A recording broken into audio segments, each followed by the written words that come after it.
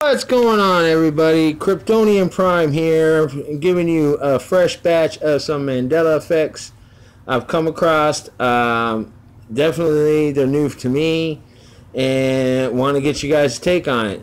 So first, I want to give a shout out to Robin Marie Jett of the Mandela Effect Researchers. She just posted 2 hours ago today that apparently scientists have captured rare footage of a mysterious type D killer whale, possibly a new species. She posted it from a local news. I'm actually on earthgizmobot.com. And basically, what they're saying here is that in 1955, 17 killer whales were found stranded on a beach in New Zealand. Scientists thought they looked weird, but they shrugged it off as some type of genetic deformity. Since then, the whale has been something of an urban legend until fishermen and tourists began capturing rare images of the animals. A team of international scientists from the U.S., Canada, Australia, and Argentina finally embarked on an expedition in January of this year to see if they could find these so-called Type D killer whales. According to an announcement issued Thursday by the NOAA, National Oceanic and Atmospheric Administration, a curious pod of about 30 whales appeared to researchers off the southern tip of Chile and stuck with the team for more than 3 hours. This makes the very first scientific expedition to collect data on the animals. And basically what they're saying, guys, from here in this article, and of course I'm going to leave this in the description below, but the top, here's a regular killer whale. And then here's apparently the new Type D. And I guess the main thing is the coloring around the eye, or near the eye, is a lot different. And it's crazy, guys. I mean, just the Mandela effect just keeps going and going. I know when I was watching Scare Performance Channel the other night, I think it was the night about 2 weeks ago, Freaky Friday, that someone talked about the fin whale, which is a large whale. And for myself, guys, being a marine biology when I was in high school, and then just my love for aquatic life, it's weird. So, which brings me to my next thing I wanted to talk about, which was I was watching a video on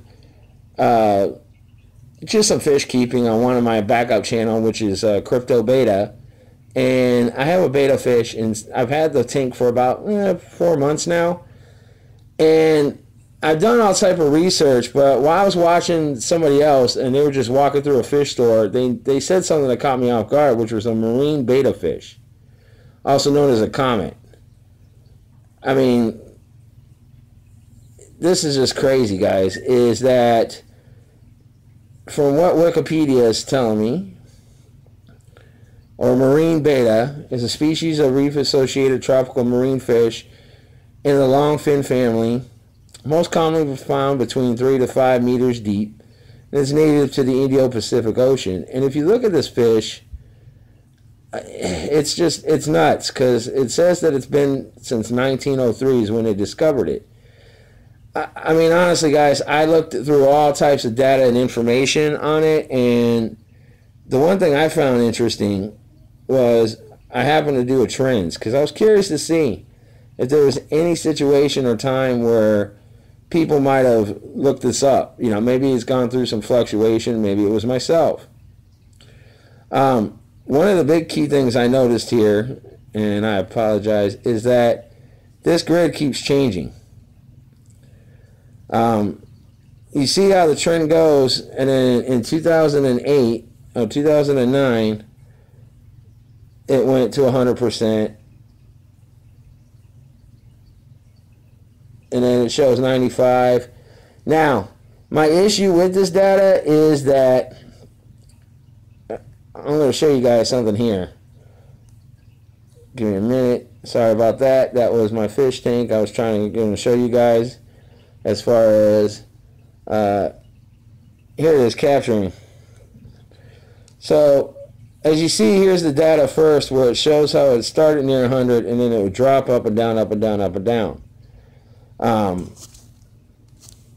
That's what I found weird. Now, looking at it some more, I mean, I'm getting different grids. This was the recent one, where you see how it starts off and then jumped up and down. I don't know, guys. It's just really weird the way this grid's going back and forth. And then I seem to not be getting the same data that I'm seeing like right now. And this is worldwide for a marine betta fish. So if you guys are on a computer and you can pull it up and find some more. What's this note about? 57, 58. 2012, 95% people were searching for it. I didn't come across anything about this fish beforehand. And, I mean, look at it. It's just, it literally looks like a betta fish. Or betta. I know that some people pronounce them that. Basically what this fish does is when it gets scared, it will stick its head in a rock and use that big marking to make it look like an eel. But I'm telling you, this fish appeared out of nowhere. I mean, I turned around from here and, I mean, just to show you guys, this is my fish. And I've been doing extensive research on him right now because he's got an issue where he's not able to swim down. I've actually done 2 Epsom salt baths on him so far. You see, I invested a lot into, you know, I got testing strips. I maintain what his temperature is at. I've actually learned how to do my own filters. So I've done a lot of research into this.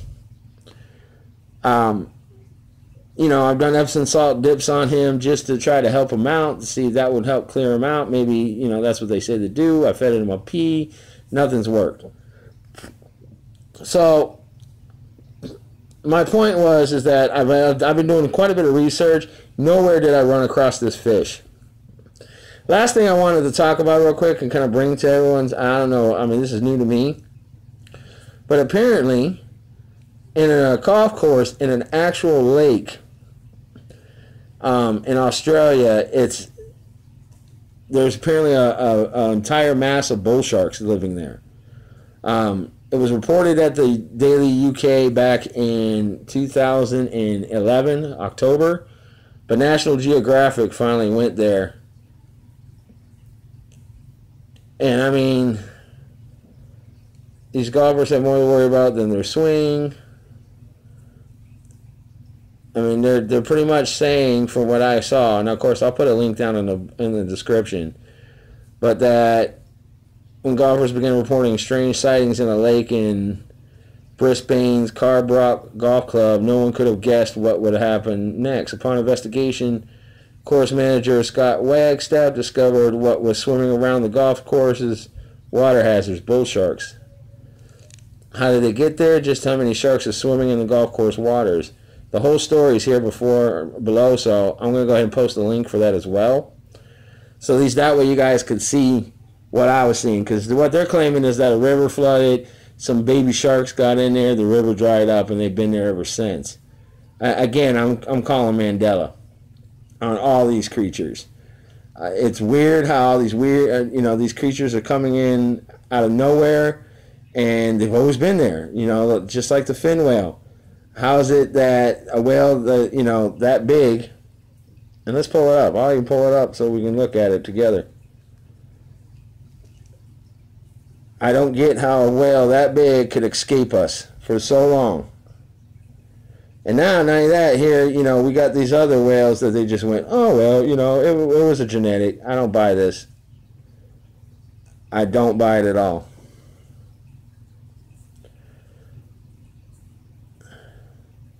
I mean, look at this. Really? So this huge, humpback-looking type whale has been literally swimming around all this time, and we never really noticed it till now. I don't buy that. Let me see. Let's see when they say.